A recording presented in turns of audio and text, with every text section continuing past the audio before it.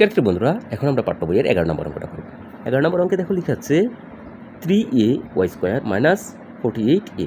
এইটুকুকে আমরা উৎপাদকে বিশ্লেষণ করব। তাহলে উৎপাদকে বিশ্লেষণ করতে গেলে শিক্ষার্থী বন্ধুরা কী করবো, দেখো এখানে 3 আছে আর এখানে আছে 48। তাহলে 48-এর মধ্যেও কিন্তু 3 আছে, 3 × 48 আমরা জানি। তাহলে 3 আছে 16 বার, আবার এখানে আছে, এখানেও আছে।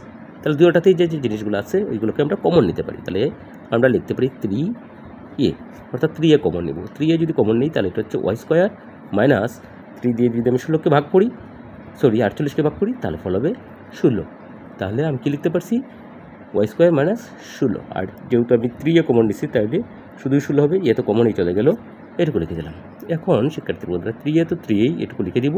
এখন আবার এইটুকুকে আমি এইভাবে লিখতে পারি, y² মাইনাস 16কে কি লিখতে পারি শিক্ষার্থী বন্ধুরা, 16কে লিখতে পারি হচ্ছে 4²।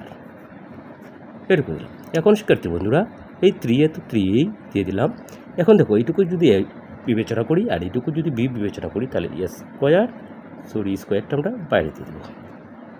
আচ্ছা, তাহলে আমার কী হচ্ছে, এটুকুকে যদি আমরা এ বিবেচনা করি, অর্থাৎ ওয়াইকে যদি এ বিবেচনা করি আর 4কে যদি বি বিবেচনা করি, তাহলে y² মানে হচ্ছে স্কোয়ার মাইনাস 4² মানে হচ্ছে b²। তাহলে স্কোয়ার মাইনাস b² সূত্র কি শিক্ষার্থী বন্ধুরা, আমরা জানি স্কোয়ার মাইনাস b² সূত্র হচ্ছে a প্লাস b। তাহলে হচ্ছে y প্লাস b হচ্ছে 4, a plus b into a minus b। তাহলে হচ্ছে y আর b মানে হচ্ছে 4। এইটুকুই কিন্তু তার আনসার। তাহলে ANSWER আনসার। তাহলে আমরা আনসারটা এইভাবে লিখে দিই।